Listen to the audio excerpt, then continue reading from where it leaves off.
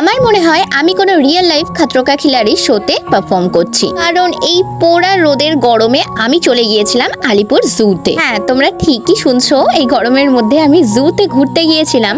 এত সুন্দর সুন্দর পশু পাখি দেখার পর সত্যি আমার আর অতটা গরম লাগছিল না। চলো সেখানে গিয়ে কি কি দেখলাম সবকিছুই তোমাদের সাথে শেয়ার করা যাক। দেখতেই পেলে অনেক কিছু দেখেছিলাম, আর এই ময়ূরটা এত সুন্দর ছিল, মানে লিটারালি ও সামনে এসে এসে নিজের পুরো পাখনাটা দেখাচ্ছিল। তারপরে এই জিরাফটা দেখছিলাম, যেটা একভাবে স্ট্যাচু হয়ে দাঁড়িয়েছিল আর এত কিউট ভাবে দেখছিল যে কি বলবো। তারপর গিয়েছিলাম এই বাঘটার কাছে, ইভেন একটা নয় দুটো নয় অনেকগুলো বাঘ কিন্তু ছিল, আর এত জোরে জোরে ডাকছিল যে কি বলবো। আর শুধু এক ধরনের বাঘ নয়, আমি তো অনেক ধরনের দেখেছিলাম, বাট অনেকগুলো বাঘ না বেরোচ্ছিল না, আর অনেকগুলো অনেক দূরে দূরে ছিল, সেই জন্য আরোই দেখাতে পারলাম না। তাছাড়াও হিপ্পো দেখেছি, যেটা জল ছেড়ে তো একদমই বেরোচ্ছিল না। এন্ড ঈগল ছিল, অনেক ধরনের পাখি দেখেছি, প্রায় 50টারও বেশি ভ্যারাইটি তোমরা বলতে পারো। আর তাছাড়া এই সিংহটাকে দেখেছিলাম, যেটা ছিল ফিমেল। এটা কিন্তু অনেকটা দূরে দেখতে পাচ্ছ, জুম করে তুলেছিলাম, তবে মেল সিংহটাকে আমি একদমই দেখতে পাইনি। পরে দেখতে গিয়েছিলাম হাতি, যেটা তো নিজের জায়গা ছেড়ে নড়ছিলই না,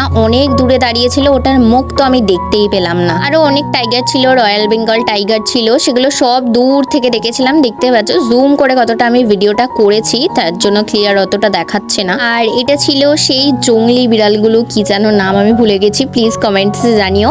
আর অনেকগুলো সাপ আমি দেখেছিলাম, তার মধ্যে কিছু কিছু তোমাদের সাথে শেয়ার করছি। তারপর গিয়েছিলাম এই হরিণগুলো দেখতে, যেগুলোর এক একটা শিং তো দারুণ ছিল, আর এক একটার মাথায় তো শিংই ছিল না। দেন এই পাখিগুলোকে দেখেছিলাম। তারপরে ছিল জেব্রা, ভাল্লুক, শিম্পাঞ্জি, অনেক কিছু ছিল, বাট সেগুলো অনেক দূরে ছিল, একদমই দেখা যাচ্ছিল না। এই জেব্রাগুলোকে তো আমার বেশ ভালো লাগছিল, অনেকগুলো ছিল একসাথে। আর হরিণের তো অনেকগুলো ভ্যারাইটি ছিল, আমি দেখছিলাম। এই ভিডিওটাই দেখতে পাচ্ছ একদম বিধ্বস্ত হয়ে গেছি। তো চলো আবার পরের ভিডিওতে ফ্রেশ হয়ে দেখা করছি। বাই।